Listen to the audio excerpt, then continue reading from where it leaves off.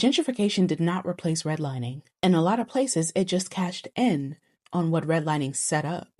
And if you don't understand how these two are connected, you're missing the entire point. Here's the history they don't like to line up for you.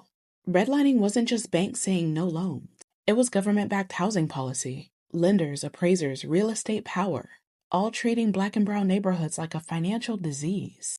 And they graded neighborhoods, they coded risk, and Black presence, or even proximity to Black communities, was routinely treated as a reason to devalue an entire area. So what happens next? No fair mortgages, no business capital, no investment. Homes age, infrastructure decays, schools get neglected, and wealth that should have been accumulated just doesn't. That wasn't accidental neglect. That was structured disinvestment. Now, sit with this part, right? After decades of that disinvestment, after property values were artificially depressed, those same neighborhoods became valuable. Not because the people changed, not because the culture changed, but because investors can buy cheap, cities can rebrand, and somebody else can move in. That's when the language shifts, right? Redline neighborhoods become up and coming, revitalized urban gems, reimagined communities, same land, same street, same culture, different audience. Do you see the connection? But real talk, here's the part that genuinely irritates me. People talk about gentrification like it's just market forces, like it's neutral, like it's inevitable. Nah, it's not.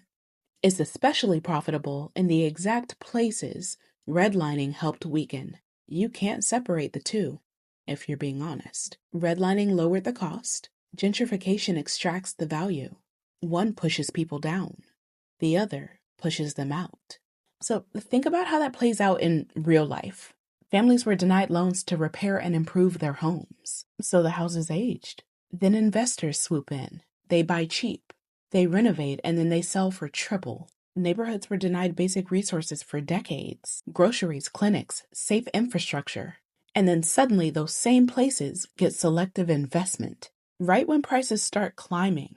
And the culture, Black and brown cultures made neighborhoods vibrant. And then suddenly that same culture is marketed as authentic, while the people who created it can no longer afford to live there. That's not progress. That is extraction with better lighting.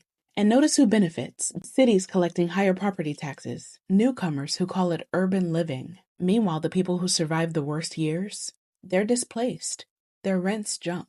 Their property taxes spike. Their communities scatter. And then they're told, well, you should have bought earlier. With what money? Denied by which bank? Under which policies? Yeah, exactly. This is why I get frustrated when people act like gentrification is a separate issue. It's not. Redlining was a setup. Gentrification is just one of the ways the payoff shows up.